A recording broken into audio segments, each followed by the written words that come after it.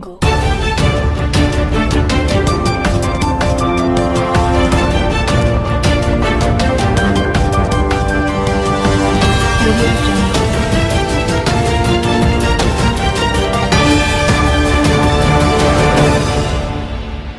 Welcome to Kaleshwaram TV.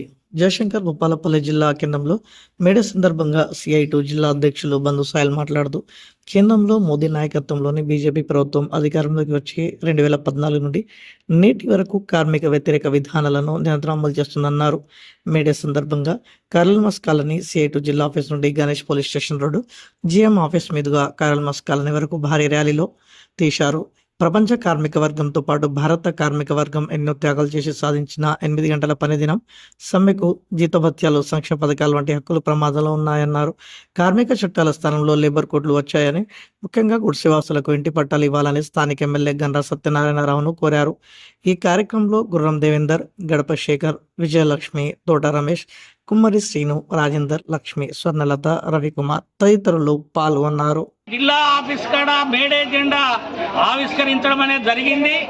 కేంద్ర ప్రభుత్వం మోడీ సర్కారు కార్మిక వ్యతిరేక, ప్రజా వ్యతిరేక విధానాలు అనుసరిస్తూ ఉన్నాడు. వాటిని వెనుకకు తీసుకోవాలని చెప్పి డిమాండ్ చేస్తూ ఉన్నాం.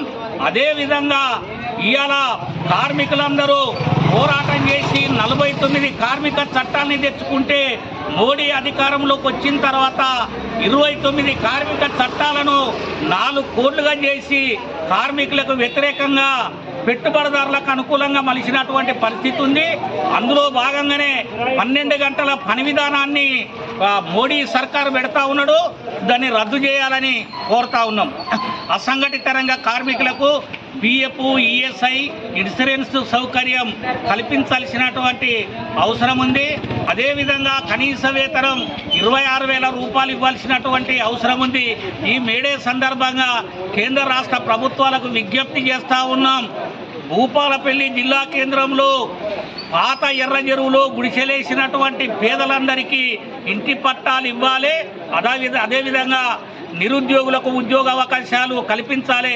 దళితుల సమస్యలు పరిష్కరించాలి. గిరిజనుల సమస్యలు పరిష్కరించాలి. మహిళా సమస్యలు పరిష్కరించాలి. విద్యా వైద్య సౌకర్యాలు మెరుగుపరచాల్సినటువంటి అవసరం ఉంది. ఇవి కేంద్ర రాష్ట్ర ప్రభుత్వాలు చేయకపోతే రాబోయే కాలంలో ఈ మేడే స్ఫూర్తితోని పెద్ద ఎత్తున ఆందోళన పోరాటాలు చేస్తాం. ఈ సంవత్సరం మేడేను వారోత్సవాలుగా నిర్వహిస్తూ ఉన్నాం. గ్రామ గ్రామాన ఈ ప్రభుత్వ విధానాలకు వ్యతిరేకంగా ప్రజలలో చైతన్యం వస్తామని చెప్పి తెలియజేస్తూ